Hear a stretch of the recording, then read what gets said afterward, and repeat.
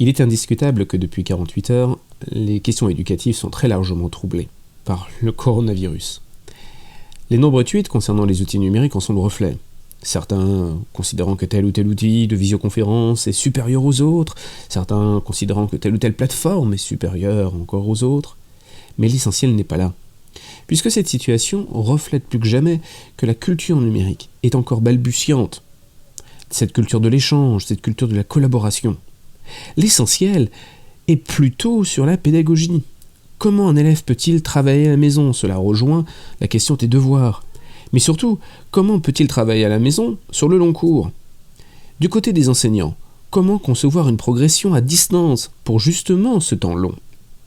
La problématique, à mon sens, est donc pédagogique et absolument pas technique. L'erreur majeure serait d'imaginer que les élèves peuvent transposer leur emploi du temps de l'école ou du collège à la maison. Le temps scolaire et l'espace scolaire sont déjà des questions extrêmement complexes et on pourrait tout simplement dire que tout cela est fortement contestable dans la plupart des cas. Pour essayer de progresser sur cette question, ou plutôt sur cet ensemble de questions, je vous propose 3 points. Tout d'abord, le temps de l'efficience. Ensuite, pensons l'espace de la maison. Et enfin, il me semble que l'entretien du lien avec l'élève est aussi fondamental. Concernant le temps, ce temps de l'efficience. Alors, je vais essayer de vous résumer ici de très nombreuses lectures, mais il faut tout d'abord effectivement faire le deuil d'une journée entière de travail transposée à la maison. Nous sommes plus efficaces le matin. Le pic d'efficacité serait entre 9h et 11h, puis ensuite un déclin vers la pause déjeuner où justement le corps va recharger ses batteries. Puis une phase de digestion, si j'ose dire, pour une remontée en puissance aux environs de 15h. Et cette montée en puissance ensuite va elle aussi connaître un nouveau cycle avec une altération. Et c'est pour cela qu'on parle souvent du cycle du sommeil. Si jamais justement on essaie de repartir en activité trop tardivement, eh bien on repart finalement pour un tour. Ce qui veut donc dire que nous devrions envisager à peu près 3 heures par jour de travail efficace. Cela dans le contexte singulier de la maison.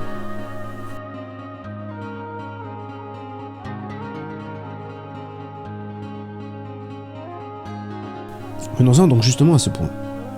Plus que jamais, les enseignants doivent se poser la question du contexte pour les élèves. Certains peuvent travailler dans leur chambre, certains n'ont pas de bureau, d'autres vont devoir travailler dans une salle commune, une salle à manger, avec des frères et sœurs, qui sont tout autant de distractions et de perturbations, des déplacements, des sollicitations, etc. Et donc, dans ce contexte, moi, ce que je pourrais modestement vous recommander, c'est tout d'abord des phases de travail en commun, surtout le matin. Ces phases de travail en commun, que ce soit avec des frères et sœurs, avec les parents, vont soutenir la solidarité.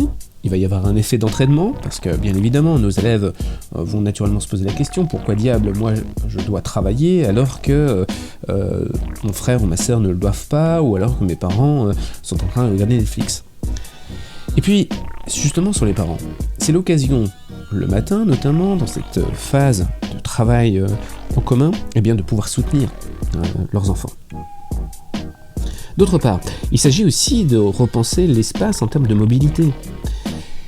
On ne peut absolument pas envisager ce travail à la maison comme si on était dans une salle en randonnion. Plus que jamais, la mobilité, la durée, le type d'activité doivent être au cœur de notre réflexion. Il s'agit aussi certainement de soutenir la collaboration, d'encourager le lien, afin justement de permettre ces phases communes d'être efficientes. Il faut aussi tenir compte de cet espace de la maison par rapport à la documentation. Ici, l'élève va avoir accès à la fois à Internet, ou parfois pas du tout, il va avoir accès à son cartable. Donc qu'est-ce qu'il a dans son cartable pour pouvoir l'aider en termes de documentation, puisque bien évidemment, il n'aura pas le CD à portée de main. Ce qui m'amène à ce 3e point, c'est-à-dire sur le lien qu'il faut entretenir. La visioconférence, à mon sens, est très très loin d'être la panacée. On n'est absolument pas dans l'apothéose du lien. ce n'est pas en se filmant devant une caméra et en voyant une classe entière, un groupe classe, finalement à distance, que l'on va entretenir le lien. Ça peut en faire partie, mais ce n'est absolument pas l'apothéose. Sans compter que bien évidemment, ces dispositifs, pour beaucoup d'entre eux, vont poser de véritables problèmes techniques pour les parents et pour les élèves. Dès lors, comment entretenir ces interactions ? Eh bien, ils sont très nombreux.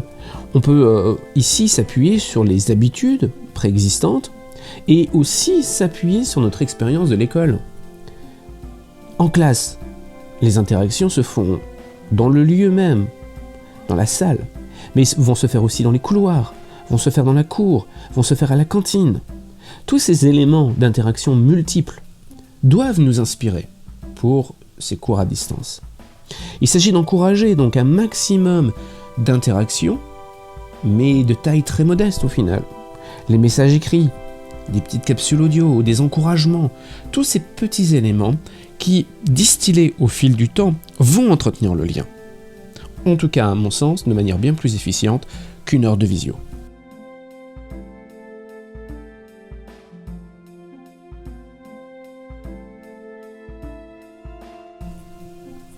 Pour terminer cette première séquence, et ne pas être trop long et trop pénible, en conclusion, je crois que plus que jamais, nous devons apprendre à enseigner autrement. Puisque on ne peut pas penser l'enseignement à distance comme l'accumulation de PDF et de visioconférences. Cela serait très clairement une erreur manifeste.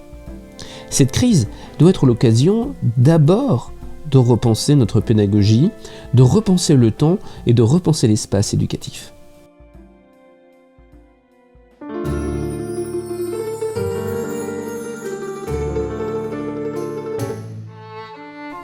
Il s'agit aussi d'inventer localement des écosystèmes et s'appuyer sur des écosystèmes existants. Et pour ne pas citer plus qu'il ne faut mon cher ami Michel Guilloux, c'est une évidence que les équipes pédagogiques ont des habitudes. Et c'est sur ces habitudes, sur cette capacité d'inventer localement qu'il faut s'appuyer.